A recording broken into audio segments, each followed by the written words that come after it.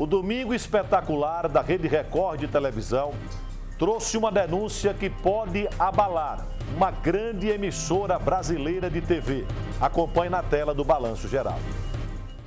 Uma delação que pode comprometer uma das famílias mais ricas e poderosas do Brasil. O ex-ministro Antônio Palocci guarda informações bombásticas. Elas podem dar origem a uma nova fase da Operação Lava Jato para apurar negócios da TV Globo que envolvem sonegação fiscal, empresas de fachada no exterior e negócios em contratos do futebol. Palocci quer falar, mas ainda não sabe se querem ouvi-lo. No escândalo que chacoalhou a política brasileira, uma delação causa pesadelo nos poderosos. O homem que comandou a economia quer contar tudo à Lava Jato. Ministro da Fazenda, deputado federal, chefe da Casa Civil. Antônio Palocci conhece como ninguém os bastidores dos negócios e das negociadas. Mas ele será autorizado a contar tudo porque a maior empresa de comunicação do Brasil, a Globo, teme a delação de Palocci. Uma notícia recente fez o império estremecer. Condenado e preso em Curitiba, o ex-ministro pode contar o que sabe sobre os negócios dos irmãos Marinho. Num depoimento ao juiz Sérgio Moro, em abril deste ano, Palocci insinuou que poderia comprometer uma grande empresa de comunicação que no passado esteve próxima de falir. A única situação que eu discuti com o BNDES Créditos foi em situações de empresas que iam entrar em falência, que eram empresas de grande porte no Brasil e cuja falência poderia significar uma fila de falências de muita repercussão. As empresas da área de comunicação tiveram problemas sérios nesse período.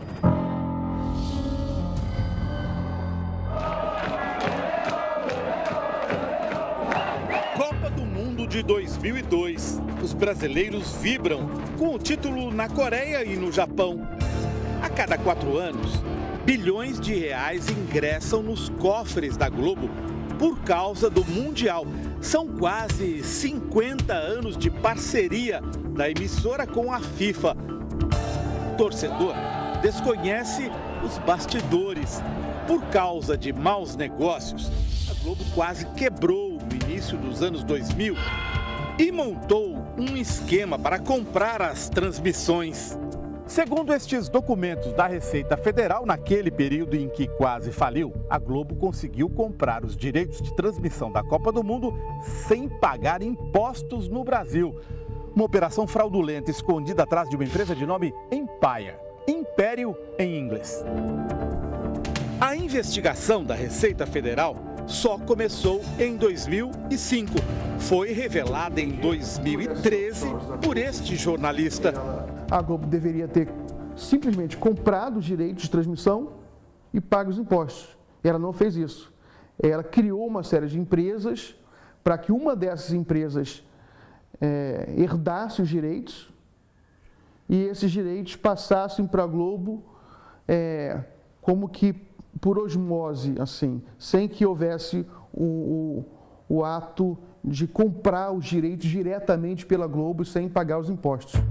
Vamos entender como tudo isso aconteceu. Usando empresas de papel, a Globo remeteu dinheiro para o Uruguai, dali para as Antilhas Holandesas no Caribe, em seguida para Amsterdã, na Holanda. Lá, a Globo Overseas comprou os direitos de transmissão da Copa e os transferiu para a Empire.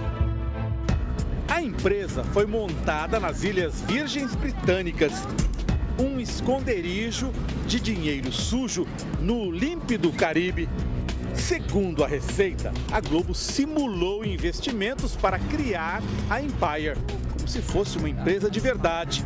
Mas era só fachada, funcionando neste endereço em Tortola, a capital das Ilhas Virgens. Assim que a Empire ficou com os direitos da Copa, ela foi dissolvida. e seus bens transferidos para a Globo. Com essa manobra, a família Marinho deixou de pagar mais de 170 milhões de reais em impostos no Brasil.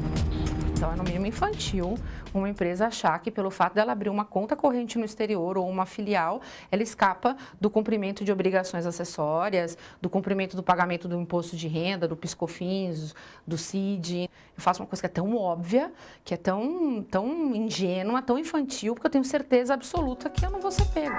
A Receita Federal acusou a Globo de simulação. Multou a empresa em 150% do valor do imposto sonegado. Pretendia processar um dos donos da emissora, José Roberto Marinho, por crime contra a ordem tributária. Quando a denúncia veio à tona, o valor devido pela família Marinho aos cofres do governo brasileiro, com multa e juros, já passava dos 600 milhões de reais. Foi então que aconteceu um episódio de cinema. Uma funcionária da Receita do Rio de Janeiro, Cristina Mares Ribeiro, que estava em férias, furtou o processo. Foi na véspera dele ser remetido ao Ministério Público Federal. Um dos donos da Globo corria o risco de ser processado criminalmente por omitir informação ou prestar declaração falsa às autoridades fazendárias. Isso beneficiou muito a Globo, porque ao não chegar no Ministério Público, não se torna uma investigação de ordem criminal, o que poderia ser um constrangimento muito grande para a família Marinho. Inclusive, constrangimento de ordem política, afinal, são figuras públicas que detêm uma influência política determinante no cenário brasileiro, né? Na conjuntura política brasileira. Então, eles escaparam dessa. A mulher que cometeu o furto foi condenada a 4 anos e 11 meses de prisão, mas passou menos de uma semana na cadeia até receber um habeas corpus do Supremo Tribunal Federal. Hoje, ela responde ao processo em liberdade. Fomos ao luxuoso prédio em que ela mora, na Avenida Atlântica, no Rio de Janeiro, de frente para o mar. Mas ficamos sem resposta. Ela não está aqui, não. Não está? Ah, então nem adianta. Faz tempo que ela sumiu, eu não tenho mais visto. Quem teria interesse em sumir com o processo da Globo?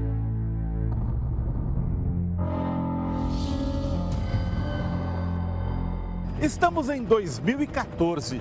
A dívida da Globo com a Receita Federal já tem quase 10 anos acumulando juros, correção monetária e multas. A empresa decide tirar proveito de uma lei que entra em vigor, a 12.996. No papel, o objetivo era incentivar a inovação na produção de automóveis. Mas lá no meio, a oferta de um negócio de pai para filho aos grandes devedores do Brasil. 100% de desconto nas multas para quem pagasse à vista os atrasados. Se o fisco lança uma regra, ele nunca lança para um contribuinte. Ele lança para alguns contribuintes. A pergunta é, quantos contribuintes se encaixariam nesse formato? Esse formato é um formato para 10 contribuintes, 5 contribuintes, 1 contribuinte? Então, parece que é um refis desenhado para aquele contribuinte, né? Refis é um programa para parcelar dívidas antigas. Foi a lei entrar em vigor e a Globo tirou o proveito para limpar seu nome. Com 10 anos de atraso, pagou mais de R$1 bilhão, mas deixou de pagar outro bilhão em multas. Dinheiro que daria, por exemplo, para sanar a profunda crise dos hospitais públicos do Rio de Janeiro. Ou construir 212 escolas com 100 mil vagas para estudantes em São Paulo. Perguntas que só uma investigação oficial poderá responder. A Globo fez pressão a favor da lei. Palocci, que já não era ministro, colaborou nos bastidores do governo.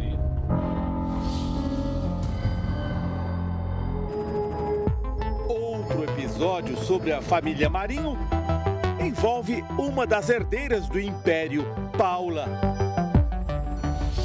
Janeiro de 2016. A Polícia Federal faz buscas na filial da empresa panamenha Mossack Fonseca, em São Paulo.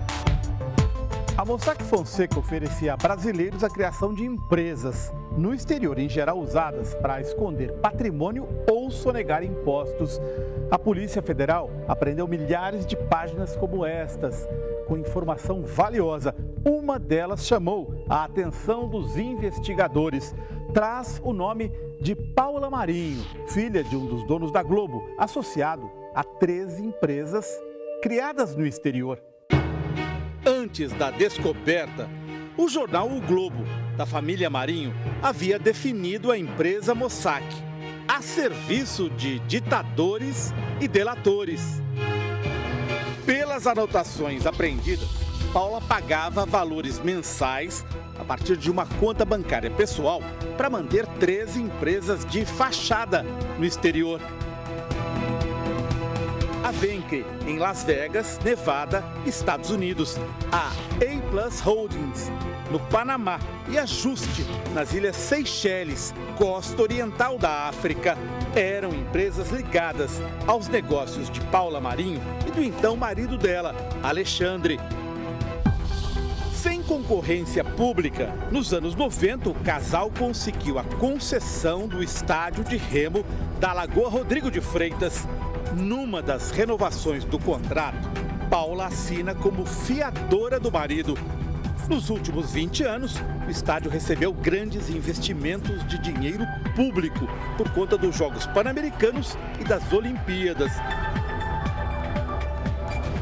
Tornou-se um lucrativo centro de lazer, com restaurantes e cinemas, num dos cartões postais do Rio de Janeiro.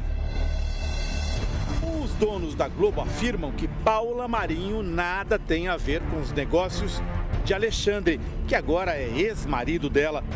Se é assim, por que a herdeira da Globo sustentava 13 empresas de fachada no exterior? Além disso, descobrimos que João Roberto Marinho, a filha Paula e o genro Alexandre compartilhavam um endereço no Rio de Janeiro para a correspondência de suas empresas. Empresa Vaincre LLC. Fica aqui, por favor. No sexto andar. 610, não tem? Tem, mas esse apartamento tem mais de ano que mora. Nos documentos relacionados aos negócios da herdeira da Globo, Paula Marinho, e do marido dela, um nome se destaca. Lúcia Cortes Pinto aparece como diretora de uma das empresas de fachada no exterior e também num negócio envolvendo um helicóptero. Fomos ao bairro em que Lúcia mora, no Rio de Janeiro. Queríamos perguntar se ela é usada como laranja por Alexandre, Paula ou pela Globo. Laranja, no submundo dos negócios, é quando uma pessoa empresta o nome para uma operação ilegal. Nosso produtor não conseguiu localizar Lúcia. Está na rua. Ah, ela não está. Sabe que horas que ela volta? Sei não.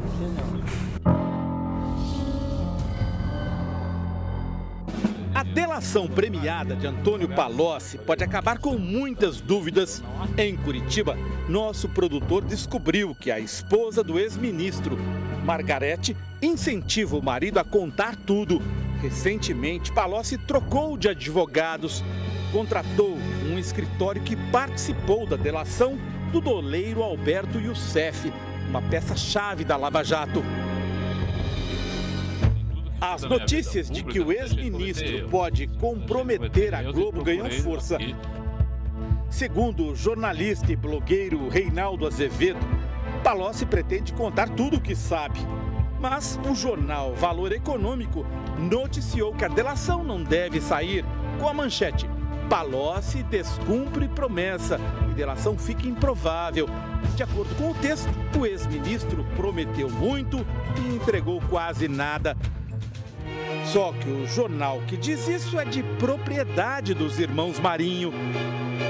Em Curitiba, onde está preso depois de uma condenação, a 12 anos de cadeia, o ex-ministro tem relatado o que sabe aos advogados, que por sua vez conversam com integrantes do Ministério Público. Segundo fontes do Domingo Espetacular, a Polícia Federal teria sido retirada do circuito pela Procuradoria-Geral da República. Integrantes da Força-Tarefa da Lava Jato denunciam pressões para não aceitar a delação de Palocci sobre a Globo. O Domingo Espetacular fez várias perguntas à TV Globo, mas não houve resposta. E os brasileiros também correm o risco de ficar apenas com as perguntas. Por que os procuradores rejeitaram a primeira tentativa de Palocci de falar sobre a Globo? Quais são os interesses de quem protege a família mais poderosa do Brasil? Você acha que a Globo tem poder de influenciar se uma pessoa vai delatar ou não no Brasil hoje? Tem. Eu acho que a Globo tem.